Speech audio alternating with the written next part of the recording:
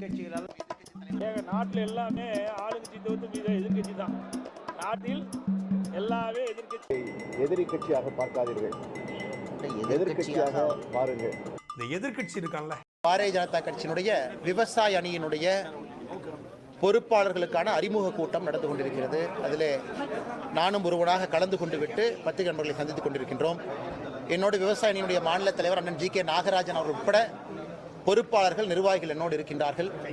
நேரடியாக கேள்விகள் கேளுங்கன்னா பதில் சொல்லிடுவோம்.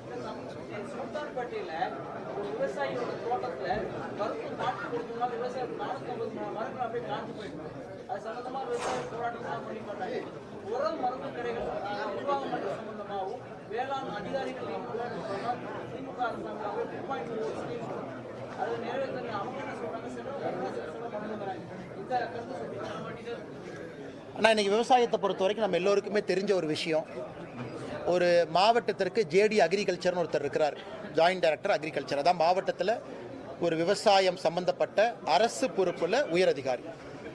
அவர் எல்லா மாவட்டத்திலும் என்ன வேலை செய்கிறாருன்னு நீங்களே பாருங்கள், பத்திரிகை நண்பர்கள் பாருங்கள். விவசாயத்தை தவிர எல்லா வேலைகளும் செய்வாங்க, எல்லா இன்சார்ஜும் அவங்களுக்கு கொடுத்துருப்பாங்க. அவர்கள் யாருக்கும் கூட எதையும் போய் பார்வையிடுவதற்கோ பார்ப்பதற்கோ வேலை இல்லை. ஆனால் இன்னைக்கு தமிழகத்தை பொறுத்தவரை நான் சும்மா அரசு அந்த மாதிரிலாம் சொல்ல விரும்பலைங்கன்னா, இன்னைக்கு விவசாயத்திற்கு முன்னுரிமை கொடுப்பதற்கான வாய்ப்புகள் இல்லை. ஜேடி அக்ரிகல்ச்சர் பல இடத்துல டாஸ்மார்க் கோ இன்சார்ஜாக கூட இருக்கிறாங்க பல மாவட்டத்தில். அதனால் இது போன்ற நிகழ்வுகள் எல்லா இடத்திலும் நடந்துக்கிட்டு தான் இருக்குது, நடக்க ஆரம்பித்திருக்கிறது. இது இப்போ மட்டும் இல்லை, எப்பொழுதும் நடக்குது. அதனால் இதற்கு ஆட்சியாளர்கள் மனசில் விவசாயத்தை முன்னுரிமைப்படுத்த வேண்டும் என்கின்ற எண்ணம் வரணும். உதாரணத்துக்கு பாரத பிரதமர் நரேந்திர மோடி அவர்கள் வருகின்ற 19ஆம் தேதி கோயம்புத்தூருக்கு நேரடியாக வர்றாங்க. தென்னிந்தியா இயற்கை விவசாயிகள் சம்மேளனம் இங்கே நடக்க இருக்கிறது. அதில் நம்முடைய விவசாய பெருமக்களை சந்திக்கிறாங்க. 5000த்திற்கும் மேற்பட்ட இயற்கை விவசாயம் செய்யக்கூடிய இளைஞர்களை சந்திக்கிறாங்க. தென்னிந்தியாவில் பணி செய்யக்கூடிய 50 சயின்டிஸ்ட் விஞ்ஞானிகளை சந்திக்கிறாங்க. காரணம், இன்னைக்கு இந்தியாவை பொறுத்தவரை இயற்கை விவசாயம் என்பது காலத்தினுடைய கட்டாயம். இயற்கை விவசாயம் காலத்தினுடைய கட்டாயம். மண்ணில் இருக்கக்கூடிய கார்பன் கண்டென்ட் என்பது 0.5% கீழே போக ஆரம்பித்திருக்கிறது. 0.5% கீழே கார்பன் கண்டென்ட் மண்ணில் போயிருச்சுன்னா அந்த மண்ணை பொறுத்தவரை அது மலடுத்தன்மை அந்த மண்ணுக்கு வந்துடும். எதுவுமே இங்கே விளைவிக்க முடியாது. ஒரு மண்ணுக்கு குறைந்தபட்சம் 4.5% கார்பன் கண்டென்ட் இருந்தால் மட்டும்தான் இங்கே விவசாயம் செய்ய முடியும்.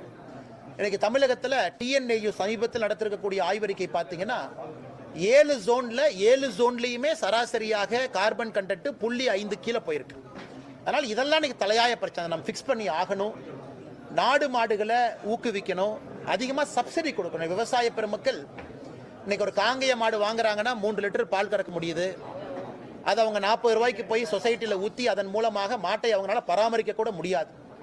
இன்னைக்கு அரசுகள் சப்சிடி கொடுத்து மாடு வாங்கி கொடுக்கணும். ஒரு விவசாயிக்குமே என்னை பொறுத்தவரை 80%, 90% மானியம் கொடுக்கணும். மாடு வந்தால் மட்டும்தான் கார்பன் கண்டென்ட் ஃபிக்ஸ் ஆகும். அதனால் நிறைய விஷயங்கள் பேசுவாங்கன்னா அதில் அண்ணன் சொல்வது குறிப்பாக ஏதோ ஒரு பகுதியில் உரத்தில் பிரச்சனையாக நடந்திருக்குன்னு. இதற்கெல்லாம் அடிப்படை விவசாயத்தை ஃபிக்ஸ் பண்ணிக்கிட்டே வரணும். அதனால தான் நம்முடைய விவசாயத்துறை அமைச்சர் திரு சிவராஜ் சிங் சௌஹான் அவர்களும் கோயம்புத்தூரையே தேர்ந்தெடுத்தாங்க. இந்தியாவில் இருக்கக்கூடிய எல்லா மாநிலத்தினுடைய விவசாய அமைச்சர்களை கூப்பிட்டு காட்டன் ப்ரொடக்டிவிட்டி, பருத்தியினுடைய உற்பத்தி திறனை அதிகரிப்பதற்கான மீட்டிங் இங்கே தான் நடந்தது. அதிலே நாம் புரிந்து கொள்ள வேண்டும், பிரதமர் அவர்கள் நேரத்தை ஒதுக்கி கோயம்புத்தூர் இதுக்கு மட்டும் வர்றாங்க. வேறு எந்த நிகழ்ச்சி இல்லை, கட்சி நிகழ்ச்சி இல்லை, பாரதிய ஜனதா கட்சியோட நிகழ்ச்சி கூட இல்லை. பிரதமர் கொடுத்திருக்கக்கூடிய அந்த 2.5 மணி நேரம் 3 மணி நேரமும் விவசாயிகளுக்காக கொடுத்திருக்கிறாங்க. அதற்காக மட்டும் தென்னிந்தியா வந்துட்டு ஐயா நம்மாழ்வார் அவர்கள் பேரில் இந்த நிகழ்ச்சி நடக்க இருக்கிறது. அதனால் அடிப்படையிலிருந்து பிரச்சனையை ஃபிக்ஸ் பண்ணணும் அப்படிங்கிறதா இன்னைக்கு நம்ம மீட்டிங்கில் பேசின முக்கியமான விஷயம் கூட. மகனா கேளுங்க அண்ணா, நான் விவசாய பிரச்சனைக்கு வரேன். ஃபர்ஸ்ட் ஜெனரல் பிரச்சனைலாம் பேசி வந்துடுறேன்.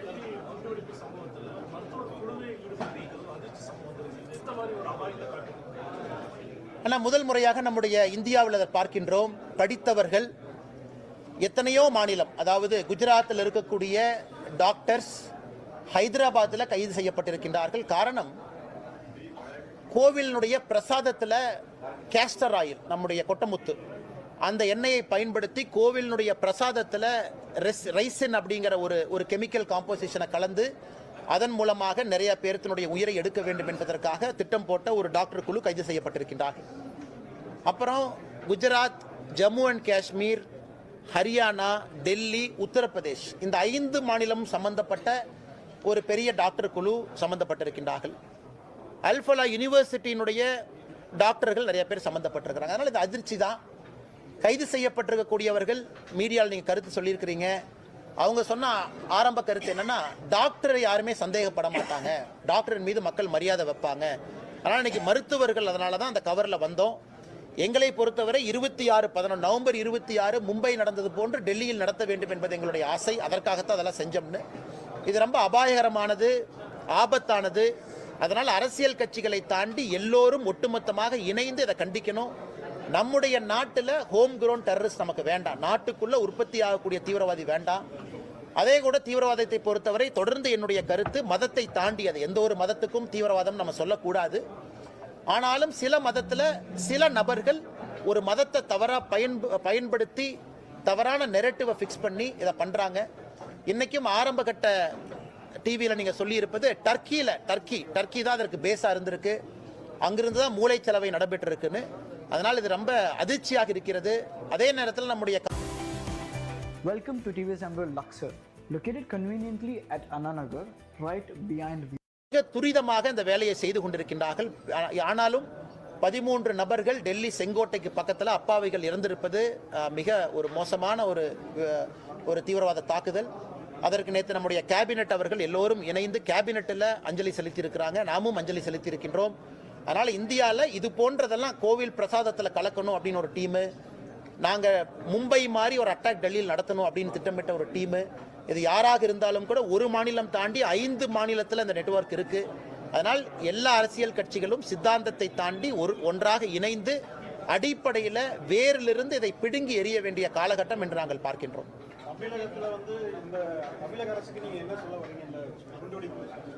தமிழகத்தை பொறுத்தவரை நம்முடைய டீம் ஏடிஎஸ் டீமாக இருக்கட்டும், நம்முடைய சிறப்பு டீம் எப்பவுமே ரொம்ப பக்காவாக தான் இருக்கிறாங்கன்னா.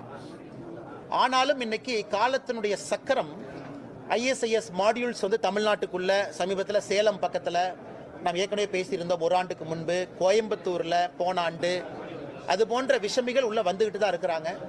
அதனால் என்னுடைய வேண்டுகோள் வந்து முதலமைச்சர் அதுக்கு தனி கவனம் கொடுக்கணும், சிறப்பான அதிகாரிகளை பணி செய்ய வைக்கணும், முதலமைச்சர் கண்காணிக்கணும் அடிப்படையில். அவர் தான் இன்னைக்கு வந்து அமைச்சராகவும் அவங்க தான் இருக்கிறாங்க. நமக்கு தனியாக ஹோம் மினிஸ்டர் கிடையாது, முதலமைச்சர் தான் அமைச்சரும் கூட.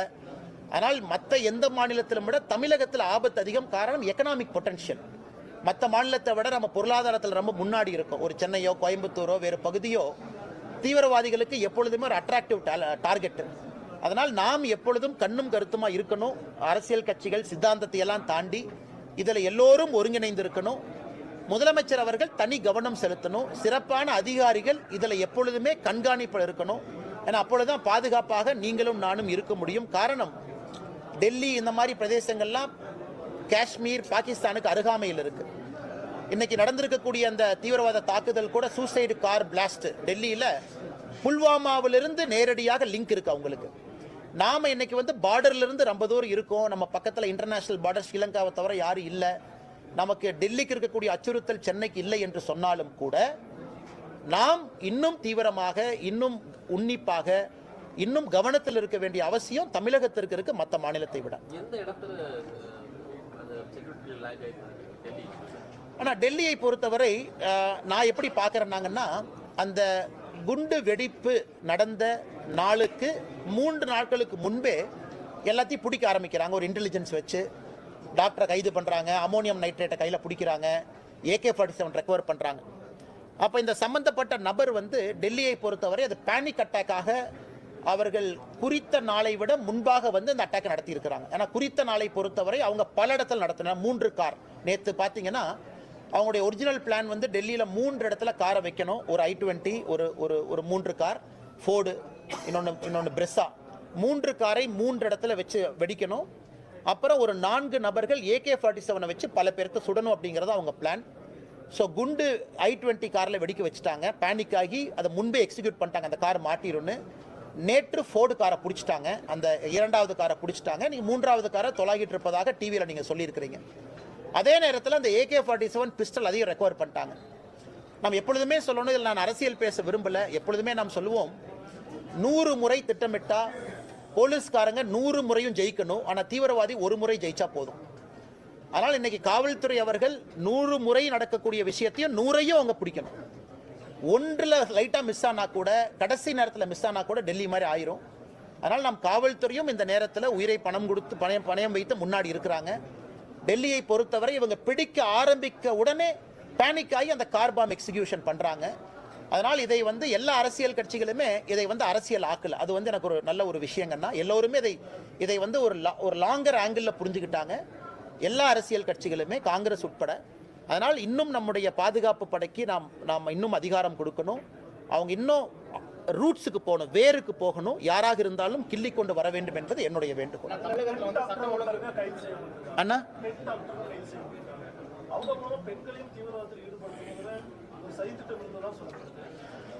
ஏற்கனவே நான் சொன்னது போல முதல் முறையாக பெண் டாக்டர்கள் நம்ம பார்க்குறோம். ஆனால் பெண் டாக்டரை பற்றி பேசுறவர்கள் என்ன சொல்கிறாங்கன்னா, ரொம்ப நல்ல லேடி தான், ஒரு 10 ஆண்டுகள் 5 ஆண்டுகளுக்கு முன்பு வரை நல்லா தான் இருந்தாங்க. அப்புறம் டெலகிராம் குரூப்ல எல்லாம் வேற வேற ப்ரீச்சர்ஸ், வெளியூரில் குறிப்பாக டர்க்கியை சார்ந்த சில ப்ரீச்சர்ஸ் எல்லாம் அவங்கள ப்ரீச் பண்ணி மூளை செலவை செய்து இதை ஆயுதத்தை கையில் எடுக்க வைத்திருக்கிறாங்கன்னு.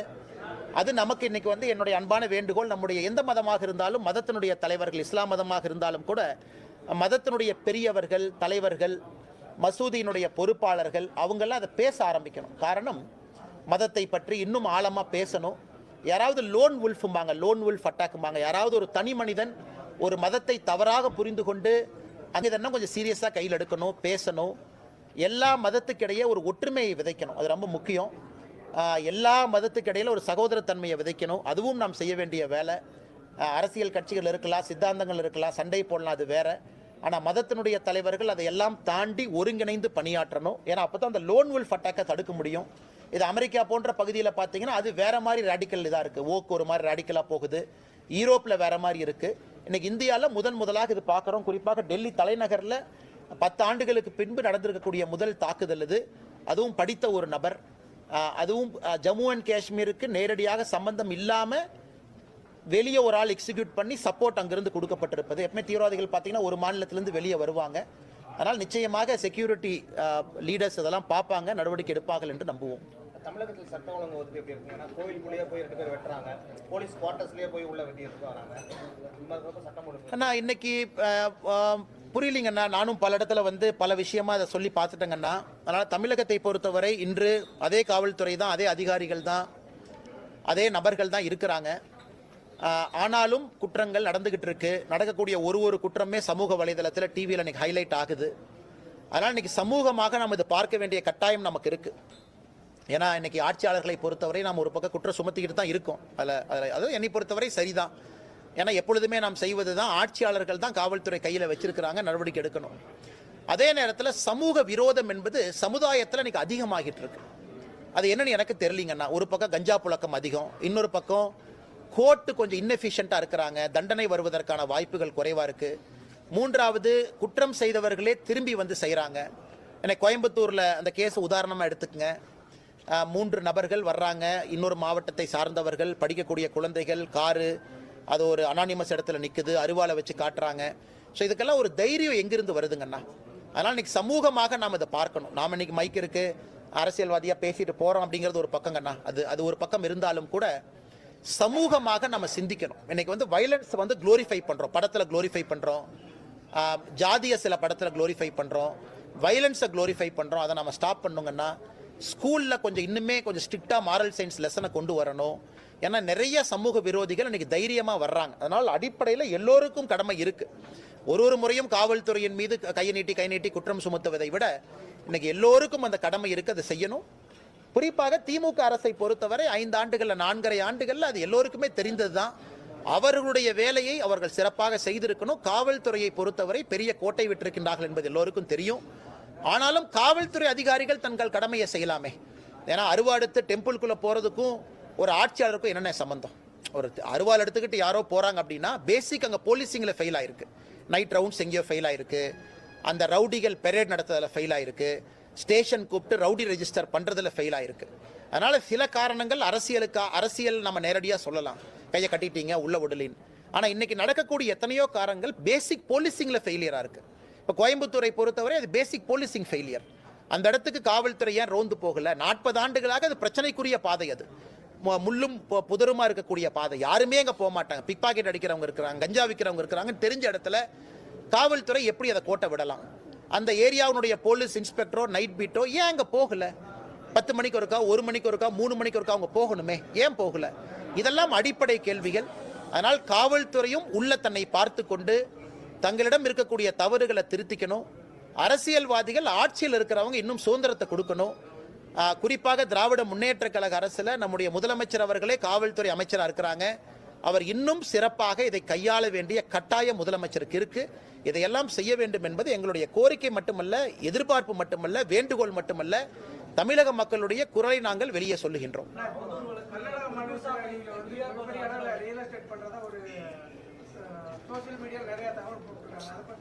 அதில் என்ன தவறுங்கண்ணா? என்னுடைய வாழ்க்கையை நான் வாழ்கிறேன், நான் மண்ணை சாப்பிட முடியுமா? நான் பிஸ்னஸ் செய்கிறேன், அதில் யாரையாச்சும் அடிச்சு பிடுங்கன்னா, மிரட்டுன்னா, உங்களுடைய பணத்தை வாங்கினா, இந்த பணத்தை வாங்கினா, என்னுடைய தொழில் நான் செய்கிறேன், என்னுடைய விவசாயம் நான் செய்கிறேன், என்னுடைய அரசியல் நான் செய்கிறேன். இதில் எதை தவறாக நீங்கள் பார்க்கின்றீர்கள்? நான் எங்கிருந்து சாப்பிடுவேன், என் குழந்தைங்களுக்கு எங்கிருந்து ஃபீஸ் கட்டுவேன்? எதை செய்தாலும் நியாயமான முறையில் செய்ய வேண்டும் என்று நினைக்கின்றேன். என்னை எந்த தொழிலும் செய்ய வேண்டாம் கையை கட்டி போட்டுவிட்டு உட்கார வச்சிங்கன்னா நான் எங்கிருந்து சாப்பிடுவேன்? நாளை காலையில் எங்கிருந்து நான் சட்டை போடுவேன்? எங்கிருந்து நான் அரசியல் பண்ணுவேன்? என் காருக்கு நான் டீசல் எங்கிருந்து போடுவேன்? அதனால் எல்லா வேலைகளும் நான் செய்கிறேன். செய்யக்கூடிய வேலைகளில் தவறு நீங்கள் சொல்லுங்கள். ஆனால் இந்த கம்பெனி ஆரம்பிச்சிங்க, இந்த கம்பெனியில் தவறு இருக்குது சொல்லுங்கள். இந்த கம்பெனி இன்கம் டேக்ஸ் கட்டல சொல்லுங்கள். இந்த கம்பெனியில் ஜிஎஸ்டி கட்டல சொல்லுங்கள். அதனால் நான் எந்த தொழிலுமே செய்யக்கூடாது என்று சொல்வதற்கு யாருக்கு இங்கே உரிமை இருக்குது? நான் செய்யக்கூடிய தொழிலில் யாருக்கு பாதிப்பு இருக்குது? நான் ஏதாச்சும் ஒரு கெமிக்கல் இண்டஸ்ட்ரி வச்சு அதில் ஏதாச்சும் ஒரு மீனை போய் சாவடிச்சுன்னா, தண்ணியை நான் பால்படுத்தினா, மாசு பண்ணா சொல்லுங்கள். எந்த தொழிலை ஆரம்பிப்பதற்கும் எனக்கு உரிமை இருக்குது. இன்றைக்கி நான் கட்சியில் மாநில தலைவராக நான் இல்லை. எனக்கு ஓடுவதற்கு நேரம் இருக்குது, மூச்சு விடுறதுக்கு நேரம் இருக்குது, என்னுடைய வேலையை செய்வதற்கு நேரம் இருக்குது, எனக்கு பொருள் ஈட்டுவதற்கு நேரம் இருக்குது, விவசாயம் செய்வதற்கு நேரம் இருக்குது, 4 இடத்துக்கு போகிறதுக்கு நேரம் இருக்குது, அயன்மேன் போகிறதுக்கு நேரம் இருக்குது, ஓடுறதுக்கு நேரம் இருக்குது. அதனால் இது என்னுடைய நேரம், என்னுடைய வாழ்க்கை, நான் வாழ்கிறேன். அதே நேரத்தில் மக்கள் முன்பு நிற்கிறேன். அதனால் நான் செய்வதில் என்ன தவறுன்னு சொல்லுங்கள். இல்லைன்னா நீங்கள் செய்வதில் இதான் தவறுன்னு கை காட்டினா நான் பதில் சொல்கிறேன்.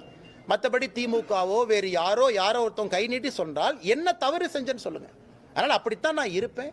நியாயமான முறையில் நான் பொருள் ஈட்டணும், அதை வைத்து நியாயமான அரசியலை நான் செய்யணும், அதை வைத்து என்னுடைய குழந்தைகள், என்னுடைய குடும்பம் நியாயமான முறையில் வாழணும். என்னுடைய மனைவி வேலைக்கு போகிறாங்க, என்ன தவறு? வேலைக்கு அவங்க வாழ்க்கை அவங்க வாழ்கிறாங்க, அவங்க வேலைக்கு போகிறாங்க. நான் தொழில் செய்கிற என்ன தவறு? அதனால் எதுவுமே செய்யக்கூடாதுன்னா வீட்டில் கையை கட்டி கொண்டு வாயை பொத்தி கொண்டு சும்மா நான் உட்காந்துருக்க முடியுமாண்ணா? நீங்களும் தொழில் பண்ணுறீங்க, நான் 10 பேர்த்த சொல்கிறேன், ஆமாம் நான் ஸ்டாக் மார்க்கெட் இன்வெஸ்ட் பண்ணுறேன், நீங்களும் போடுங்கன்னு சொல்கிறேன். கையில் 1000 ரூபா இருக்கா, 10,000 இருக்கா, 25,000 இருக்கா? நானும் படிச்சிருக்கேன், இன்ஜினியரிங் படிச்சிருக்கேன், MBA படிச்சிருக்கேன், தலை சிறந்த பல்கலைக்கழகத்தில் படிச்சிருக்கேன். நான் ஸ்டாக் மார்க்கெட்டில் போடக்கூடாதா? போடணும், நீங்களும் போடுங்க. இன்னைக்கு இளைஞர்கள் நானே 10 பேர்த்த சொல்கிறேன், ஸ்டார்ட் அப் பண்ணுங்க, தொழில் பண்ணுங்க, நல்லா சம்பாதிங்க, ஆரோக்கியமாக சம்பாதிங்கன்னு சொல்லிட்டு நான் செய்யக்கூடாதா? அதையே நானும் செய்கின்றேன். 4 பேர்த்த வந்து விவசாயம் பண்ணுங்கன்னு சொல்கிறேன், அதே விவசாயத்தை நானும் பண்ணுறேன். அதனால் எதை செய்தாலும் கூட சொன்னாலும் கூட நான் செய்வதை மட்டும்தான் மக்களிடம் சொல்கிறேன், நான் சொல்கிறத மட்டும்தான் நான் செய்கிறேன். அதனால் பத்திரிகை நண்பர்கள் யாராவது அண்ணே இதில் தவறு இருக்குன்னு சுட்டி காட்டுங்க, தவறு இருக்காது. அப்படி எனக்கு தெரியாமல் யாராச்சும் தவறு செய்திருந்தாலும் கூட அதை திருத்திக் கொள்கின்றோம். ஆனால் இதனால் மாசு பால்பட்டுருச்சு, இப்படி ஆயிடுச்சு, அப்படி ஆயிடுச்சுன்னு சொல்லுங்கள். அரசுக்கு வரி கட்டுறதில் தவறிட்டேன்னு சொல்லுங்கள். நீங்கள் செய்யக்கூடிய தொழிலில் தர்மம் இல்லைன்னு சொல்லுங்கள். நான் செய்யக்கூடிய எல்லா தொழிலும் தர்மம் இருக்கிறது. உப்பு போட்டு சாப்பிட்றவன் நான். தவறு இருந்தால் சுட்டி காட்டுங்கள். தொழிலே செய்யக்கூடாதுன்னா என்னென்ன நியாயம்? நான் என்ன சாராய கம்பெனி அண்ணே நடத்துகிறேன்? சாராய கம்பெனி அண்ணே நடத்துகிறேன்? நான் தொழில் செஞ்சால் தானே நான் சாப்பிட முடியும். இங்கே வீட்டில் டீசல் போட்டு காலைல அவங்களுக்கு வர்றாங்க, எனக்கு நீங்கள் 3000 ரூபா செலவுண்ணே அன்னைக்கு. இப்போ ஃப்ளைட்டை பிடிச்சி நான் கோவாக்கு போகணும். கோவா மாநிலத்தினுடைய SIR அதுக்கு நான் தான் பொறுப்பு. லக்ஷ்வதீப் மாநிலத்துக்கு நான் பொறுப்பு, கேரளா மாநிலத்துக்கு பொறுப்பு. லக்ஷ்வதீப்புக்கு போயிட்டு வந்தீங்கன்னா ஃப்ளைட் டிக்கெட் 60,000 ரூபா ஆகும். யார் எனக்கு கொடுப்பா? கட்சியிலேருந்து நான் வாங்க மாட்டேன், 1 ரூபா கூட கட்சியிலேருந்து வாங்கியது கிடையாது. இன்னைக்கு கோவாக்கு ஃப்ளைட் டிக்கெட் போட்டு போகிறேன், பணம் யார் கொடுப்பாங்கண்ணா?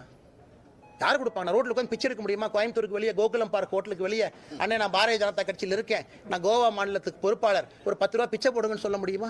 நான் தொழில் செஞ்சு தான் ஆகணும், என் குடும்பத்தை நான் வாழ வச்சு தான் ஆகணும். குழந்தைங்களுக்கு ஃபீஸ் எங்கேருந்து கட்டுவேன்? நான் பாரதிய ஜனதா கட்சி தலைவராக இருக்கேன், 4 பேர் பணம் கொடுங்க அண்ணா, நீங்கள் புரிஞ்சுக்கண்ணா. இதெல்லாம் என்னுடைய அடிப்படை வேலை. கட்சியில் வேலை செய்தாலும் கூட இங்கே வந்திருக்கிற ஒருத்தருக்குமே விவசாயம் அன்னைக்கு வந்திருக்கிறாங்க, மாதம் ஒரு நாளைக்கு 2000 ரூபாய் செலவாகும்ல, அதை போய் உங்கள் பாக்கெட்டில் பிடுங்கிறனா, தவறான நபர்கிட்ட கை நீட்டுறனா? ஏன் தொழில் செய்து நான் சம்பாதித்து என் வாழ்க்கையை வாழ வேண்டும் என்று நினைக்கின்றேன். பெருமையாக அதை வாழுவேன், பெருமையாக தொழில் செய்வேன், பெருமையாக அரசுக்கு வரி கட்டுவேன். அதைத்தான் ஒரு இளைஞனுக்கு சொல்கிறேன். இன்னைக்கு மகாத்மா காந்தி சொல்லியிருக்கிறாங்க, இன்னைக்கு உள்ள நான் பேசினேன், ஒர்க் வித் பிரின்சிபல். ஒரு மரியாதையோடு வேலை செய்யுங்க, அதில் பணம் சம்பாதிங்க, அதில் வாழுங்க. நான் சொல்வதை மட்டும்தான் செய்கின்றேன். நான் ஏற்கனவே சொல்லியிருக்கேன், இன்னும் பல தொழில்கள் ஆரம்பிக்கத்தான் போகிறேன். ஏன்னா எனக்கு இன்னைக்கு நேரம் இருக்குது, என்னால் பல விஷயத்தை செய்ய முடியும். அயன்மேனுக்கு பயிற்சி எடுத்து அயன்மேன் முடிக்கிறக்கும் எனக்கு தைரியம் இருக்குது, மன வலிமை இருக்குது, அதுவும் செய்வேன். பல தொழில்கள் நடத்துவதற்கு நேரம் இருக்குது, பல தொழில்களுக்கு நேரம் கொடுக்க முடியும், அதுவும் செய்வேன். அரசியலும் செய்வேன், வி த லீடர்ஸ் ஃபவுண்டேஷனும் நடத்துவேன், இயற்கை விவசாயம் பார்ப்பேன். 24 மணி நேரத்தை கை கடிகாரத்தை கட்டிக்கொண்டு ஓடி வேலை செய்கின்றேன். நீங்களும் அதை செய்யுங்கன்னு சொல்கிறேன். சோம்பேறியா வீட்டில் உட்காராதீங்க, பல இடத்துக்கு போங்க, பொருள் தேடுங்க, பல ஃபாரின் கண்ட்ரிக்கு போங்க, கற்றுக்குங்க, டெக்னிக் கற்றுக்குங்க, வந்து இந்தியாவில் இம்ப்ளிமெண்ட் பண்ணுங்க. அதனால் இதில் எங்கே தவறாகும்? ஏன்னா அண்ணன் கேட்ட சின்ன கேள்வி தான், இருந்தும் ஏன் பெருசாக பதில் சொல்கிறேன்னா, இதனால் ஒரு 4 பேர்த்துக்கு ஊக்கம் அடையட்டும் என்ற காரணத்துக்காக சொல்லுகின்றேன். அதனால் நன்றாக வாழுங்கள், நிம்மதியாக வாழுங்கள், உங்களுடைய சொந்த காசில் வாழுங்க. தவறு செய்யும் போது சுட்டி காட்டுங்க. யார் வேணாலும் என்ன வேணாலும் சொல்லலாம். இன்னைக்கு வந்து ட்ரெயினில் டிக்கெட் கொடுக்காம வந்தவங்கெல்லாம் இன்னைக்கு 7 தலைமுறைக்கு சொத்து சேர்த்து வச்சிருக்காங்க. அந்த மாதிரி நான் சேர்த்திருக்கிறானே, அந்த மாதிரி சேர்த்திருக்கிறானே. முதலமைச்சர் என்ன தொழில் பண்ணுறாரு? இன்னைக்கு முதலமைச்சர் மு.க. ஸ்டாலின் எந்த தொழில் பண்ணுறாரு? கையில் கடிகாரம் கட்டுறாரு, சாப்பாடு வருது, எங்கிருந்து வருது அவருக்கு? டிஆர் பாலு அவர்கள் மீது டிஃபமேஷன் கேஸ் போட்டிருக்கேன். டிஆர் பாலு அவர்கள் கோர்ட்டுக்கு வரக்கூடிய கார் யார் பேரில் ரெஜிஸ்டர் ஆயிருக்குன்னா கிங்ஸ் கெமிக்கல் பேரில் ரெஜிஸ்டர் ஆயிருக்கு. அவரே கோர்ட்டில் போன கிராஸ் எக்ஸாமினேஷனில் சொல்கிறாரு, எனக்கும் சாராய ஆலைக்கும் தொடர்பே இல்லைன்னு. ஆனால் சைதாப்பேட்டையில் 2 முறை டிஆர் பாலு கோர்ட்டுக்கு வந்த அந்த கார் எந்த கம்பெனி பேரில் ரெஜிஸ்டர் ஆயிருக்குன்னா சாராய ஆலை பேரில் ரெஜிஸ்டர் ஆயிருக்கு. அதான் இந்த கிராஸ் எக்ஸாமினேஷனில் கேட்கலான்னு பார்த்தா எஸ்கேப் ஆகி ஓடிட்டார், வரல, அடுத்ததுக்கு அவர் வருவார். அதனால் என்னை பொறுத்தவரை அந்த மாதிரி நான் பண்ணுறேன்னா. அதனால் நண்பர்களுக்கு நான் சொல்லிக்கொள்வது என்னன்னா, உங்கள் வாழ்க்கையை நான் வாழ்கிறேன். என்னால் யாருக்காச்சும் உபத்திரம் இருக்கா நீங்கள் கை நீட்டி காட்டுங்க. அண்ணா உங்களால் ஒரு பறவைக்கு உபத்திரம், ஒரு மண்புழுவுக்கு உபத்திரம், மண்புழுவுக்கு கூட உபத்திரம் வரக்கூடாது என்பதற்காக இயற்கை விவசாயம் செய்யக்கூடிய மனிதன் நான். அப்போ என்னால் யாருக்கு உபத்திரம் வரும்? கை நீட்டி காட்டுங்க. நீங்க வந்து செலவுகள்லாம் வந்து நண்பர்கள் தான் பார்த்துக்கிறாங்கன்னு சொல்லியிருந்தீங்க. இப்போ முதலீடு செய்வதற்கான பணம் எங்க இருந்து? இல்லை, முதலீடு செய்வதற்கான பணம் அடிப்படை தேவையில்லையா? 5 லட்ச ரூபா முதலீடு பண்ணுறீங்க, அந்த பணம் உங்கள்கிட்ட இல்லையா? இந்த கம்பெனி என்ன 300 கோடி வச்சா முதலீடு பண்ணுறோம்? அது எல்லாமே ஆன்லைனில் இருக்குது, போய் ரெஜிஸ்டர் பண்ணி பாருங்கள், கம்பெனி ஆக்டில் போட்டு பாருங்கள், ஷேர் கேபிட்டல் எவ்வளோன்னு பாருங்கள். 1 லட்சம், 2 லட்சம், 3 லட்சம் ஷேர் கேபிட்டல் இருக்கும். அந்த கேபிட்டல் நீங்கள் போட மாட்டீங்களா? அந்தளவு கூட எனக்கு தகுதி இல்லையா? அந்தளவு கூட எனக்கு திறமை இல்லையாங்கன்னா ஒரு 5 லட்ச ரூபா ஷேர் கேபிட்டல் என்னால் போட முடியாதா? என் மனைவி வேலை செய்கிறாங்க, நான் விவசாயம் பண்ணுறேன், நான் 10 ஆண்டு காலம் காவல்துறையில் பணி செஞ்சு நான் சேமிப்பு வச்சுருக்கிறேன், என் குடும்பத்தில் இருக்கிறாங்க, இன்றைக்கி எங்கள் அப்பா அம்மா விவசாயம் பார்க்குறாங்க, இன்றைக்கி ஆடுகுட்டி விற்கிறோம், என்னுடைய ரிலேட்டிவ்ஸ் இருக்கிறாங்க, எத்தனையோ பேர் பார்க்குறாங்க. அதனால் என்னால் ஒரு 1 லட்ச ரூபா 2 லட்ச ரூபா கூட என்னால் இல்லையானா ரோட்டில் இருந்து பிச்சை எடுத்துகிட்டு இருக்கேன். என்னால் ஒரு 3 லட்ச ரூபா 4 லட்ச ரூபா ஷேர் கேபிட்டல். நீங்கள் கம்பெனி பற்றி கேட்குறவங்க கம்பெனியுடைய ஷேர் கேபிட்டலில் பாருங்கள், கம்பெனியில் முதலீடு எவ்வளோ போட்டிருக்குன்னு பாருங்கள். முதலீடு எவ்வளோ இருக்கும் அந்த கம்பெனியில்? ஷேர் கேபிட்டல் 1.5 லட்ச ரூபா ஷேர் கேபிட்டல். 1.5 லட்ச ரூபா ஷேர் கேபிட்டல் போட்டு ஒரு நிறுவனத்தை ஆரம்பிக்க முடியாதா? அல்லது 5 லட்ச ரூபா போட்டு ஆரம்பிக்க முடியாதா? அல்லது 10 லட்சம் போட்டு ஆரம்பிக்க முடியாதா? அல்லது லோன் வாங்க முடியாதா? அதனால் கேள்விகள் என்ன, இது யாரும் 10,000 கோடி 20,000 கோடி கம்பெனி நடத்தலை. அது நடத்தினா நான் சந்தோஷப்படுவேன். இன்னும் 20-30 ஆண்டுகள் கழித்து அந்த அளவுக்கு வளர்ந்தால் நான் சந்தோஷப்படுவேன். அரசுக்கு நாங்கள் வரி கட்டி இருக்கணும், எங்களால் ஒரு 50,000 பேத்துக்கு வேலை கொடுத்துருக்கணும். சந்தோஷம் தான், அது நடந்தால் நடக்கட்டும், ஆண்டவன் நம்புவோம். அதனால் எதுவுமே செய்ய முடியாதுன்னா எப்படிங்கண்ணா? அடுத்து பீகார் எலெக்ஷன் ரிசல்ட் நாளைக்கு வருது, எக்ஸிட் போல்றது வருமா இல்லை தமிழ்நாடுக்கு என்ன மாதிரியான ஒரு? அண்ணா எனக்கு தெரியலைங்கண்ணா. இன்னைக்கு வந்து பீகாரை பொறுத்தவரை நான் ஏற்கனவே சொல்லியிருப்பது, பிரசாந்த் கிஷோர் அது வந்து ஒரு ஒரு ஒரு ஒரு மிக முக்கியமான ஒரு மனிதர். அவர் எடுக்கக்கூடிய வாக்கு என்பது மிக முக்கியமான ஒரு வாக்கு. அவர் ஜெயிக்கிறாரோ இல்லையோ, நிறைய இடத்துல வந்து யார் ஜெயிக்கக்கூடாது என்பதை பிரசாந்த் கிஷோருடைய கட்சி முடிவு செய்யும். இது தமிழகத்தினுடைய அரசியல் களத்துக்கு பீகார் ஒரு முன்னுதாரணமாக நான் பார்க்குறேன். 2026 தமிழகத்தினுடைய தேர்தலுக்கு வந்து அங்கே பிரசாந்த் கிஷோருடைய நடவடிக்கை எப்படி இருந்திருக்கிறதோ தமிழகத்திலும் சிலருடைய நடவடிக்கை அப்படி இருக்க போகுது. புதிதாக கட்சி ஆரம்பித்தவங்க அவங்க ஓட் கட்டராக வருவாங்களா, ஜெயிப்பாங்களான்னு எனக்கு தெரியாதுங்கண்ணா. அதனால் பீகார் எலெக்ஷனை நான் உன்னிப்பாக நான் பார்ப்பதற்கான காரணம், அங்கே என்டிஏ ஜெயிச்சிடும், எனக்கு அதில் எந்த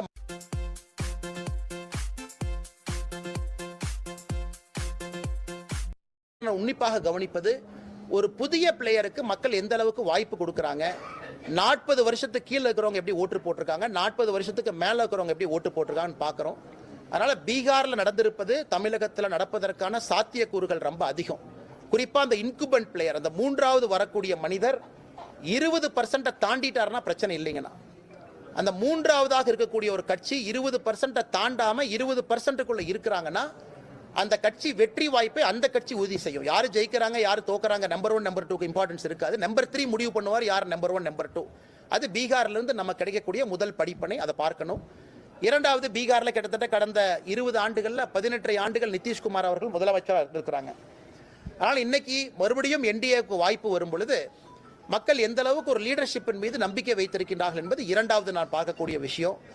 மூன்றாவது, பாரதிய ஜனதா கட்சி இன்னைக்கு வந்திருக்கக்கூடிய எக்ஸிட் போலை பார்க்கும் பொழுது ஒரு சரித்திரமாக பீகாரில் அதிகப்படியான எம்எல்ஏக்களை பாரதிய ஜனதா கட்சி வெல்ல இருக்கிறது. இன்னைக்கு எக்ஸிட் போல பார்க்கும் பொழுது இதுவரை எத்தனை எம்எல்ஏக்களை பாரதிய ஜனதா கட்சி வென்றிருக்கிறதோ அதை தாண்டி வெல்லும். அது பாரதிய ஜனதா கட்சியினுடைய வளர்ச்சி பீகாரில்.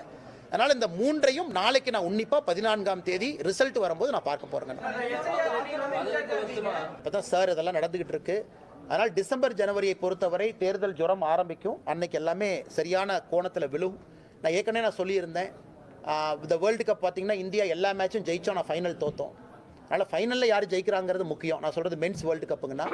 ஆனால் உமன்ஸ் வேர்ல்டு கப் பார்த்தீங்கன்னா 2 மேட்ச் தோத்தாங்க, வெளியே போகிற நிலைமையில் இருந்தாங்க, ஒரு மேட்ச் ஜெயிச்சாங்க, ஃபைனல் ஜெயிச்சிட்டாங்க. அதனால் அரசியல் ஆட்டத்தை பொறுத்தவரை ஃபைனலில் ஜெயிக்கணும், அது ரொம்ப முக்கியம். செமிஃபைனல், குவார்டர் ஃபைனலும் முக்கியம்தான். அதனால் ஃபைனலுக்கு நம்முடைய என்டிஏ கூட்டணி தயாராகி கொண்டிருப்பதாக நான் பார்க்கின்றேன். அது நவம்பர் டிசம்பரில் சரியான இலக்கை நோக்கி புதிய கட்சிகள் எல்லோரும் வருவார்கள் என்று நம்புகின்றேன். காலம் வரும் வரை பொறுத்திருப்போம், காத்திருப்போம்.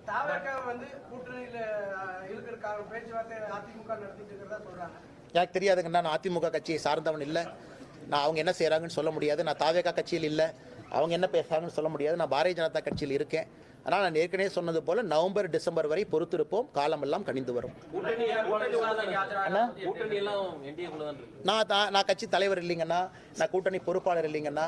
நான் என் பாட்டுக்கு எங்கேயோ சுற்றிக்கிட்டதோ 2 வேலையை செஞ்சுக்கிட்டு இருக்கேன். அதனால் கூட்டணியை பற்றி நான் பேசுவது சரியா இருக்காதுங்கண்ணா. ஆனால் டிஆர் பாலு அவர்கள் விசாரணைக்கு ஆஜராகவில்லை. கோர்ட்டில் அவங்க லாயர் சொன்ன கருத்து உடம்பு சரியில்லை. ஆனால் டிஆர் பாலு அவர்களை விமான நிலையத்தில் கொஞ்ச நேரத்தில் பார்த்தேன். 2:30 மணிக்கு விமான நிலையத்துக்கு வந்தார், சிரிச்சிட்டு போயிட்டு இருந்தார். உடம்பு சரியில்லாத மாதிரி எனக்கு தெரியல. அப்புறம் அடுத்த நாள் காலையில் பேப்பரை பார்த்தேன், டிஆர் பாலு அவர்கள் கோர்ட் நடக்கும் பொழுது சென்னையில் எங்கேயோ போராட்டம் பண்ணிட்டு இருந்தாருன்னு ஃபோட்டோ வேற போட்டிருந்தீங்க. எஸ்ஐஆரை எதிர்த்து டிஆர் பாலு ஃபோட்டோ போட்டாருன்னு. அதனால் அடுத்த முறை நான் ஜட்ஜு முன்னாடி கேட்கலான்னு இருக்கேன், ஐயா உங்களை ஏமாத்திட்டாங்கன்னு, உடம்பு சரியில்லைன்னு. பேப்பரை பாருங்க, போராட்டம் பண்ணுறாரு. அன்னைக்கு ஃப்ளைட்டை பாருங்க, நானே 2 மணிக்கு அவர் ஏர்போர்ட்டில் பார்த்தேன், டெல்லிக்கு ஏதோ ஃப்ளைட் ஏறிட்டு இருந்தாருன்னு. ஆனால் டிஆர் பாலு அவர்களை பொறுத்தவரை இன்னைக்கு குறுக்கு விசாரணை நான் செய்வதற்கு நீதிபதி அனுமதி கொடுத்துருக்குறாங்க. அதனால் நிச்சயமாக அடுத்த விசாரணை டேட்டுக்கு வருவாருன்னு நான் நம்புகிறோம். அன்னைக்கு அவரிடம் கேள்விகள் கேட்பதற்கு நான் தயாராக இருக்கேன், கேள்விகள் வச்சிருக்கேன். கேட்ட பிறகு பத்திரிகை நண்பர்களுக்கு நான் ஷேர் பண்ணுறேன் என்ன கேள்விகள் கேட்டோம்னு. அவர் என்ன பதில் சொன்னாருன்னு உங்களுக்கு தெரியத்தான் போகுது. எதிர்கட்சிகளால் நாட்டில் எல்லாமே ஆளுங்கட்சி தவிர்த்து மீது எதிர்கட்சி தான். நாட்டில் எல்லாமே எதிர்கட்சி. எதிரி கட்சியாக பார்க்காதீர்கள், எதிர்கட்சியாக பாருங்கள். இந்த எதிர்க்கட்சி இருக்கான்ல,